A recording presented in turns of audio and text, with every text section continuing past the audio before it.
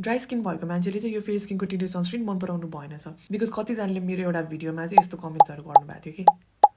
यो फेरि स्किनको टिन्टेड sunscreen dry स्किनलाई साँच्चै नहुने हो त I don't think that's true किनभने म आफैले अर्डर गरेर मेरो मम्मीलाई मेरो आन्टीलाई मेरो दिदीहरूलाई दिएको छु and they all have dry skin the key is you need to have hydrated base अब हाइड्रेटेड बेस मतलब तपाईँको ड्राई स्किन छ भने बिहान जस्ट पानीले मात्र मुख धुनु मजाले एउटा मोइस्चराइजर लगाउनु है ड्राई स्किनको लागि हुने क्रिम बेस्ड अथवा लोसन बेसमा राम्रो मोइस्चराइजर लगाउनु त्यसपछि यो फेरि स्किनको टिन्टेड सनस्क्रिन 1 मिनटपछि लगाउनु मोइस्चराइजर लगाएको 1 मिनटपछि यो सनस्क्रिन लगाउनु है अनि बेलुका पनि मजाले एउटा जेन्टल क्लेन्जरले फेस वास गरेर मोइस्चराइजर लगाएर सुत्नु किनभने तपाईँको स्किन ड्राई छ भने तपाईँले बिहान बेलुका मोइस्चराइजर लगाइरहनु भएको छैन भने यो skin is not moisturize hydrated so तपाईँको स्किन एकदमै ड्राई छ ड्राई प्याचेस छ हाइड्रेटेड इनफ छैन भने चाहिँ यो सनस्क्रिन चाहिँ अलिकति प्याचेस देख्न सक्छ हो म मान्छु ड्राई स्किनको लागि अति हाइड्रेटिङ खाले चाहिँ छैन यो सनस्क्रिन तर त्यस्तो ड्राई पनि छैन कि वर्क नगरोस् क्या बिकज मेरो मम्मीले पनि युज गरिरहनु भएको छ every single day she also has dry skin मेरो आन्टीले युज गर्दै हुनुहुन्छ she also has dry skin अनि मेरो दिदीहरूले पनि युज गर्दै हुनुहुन्छ सो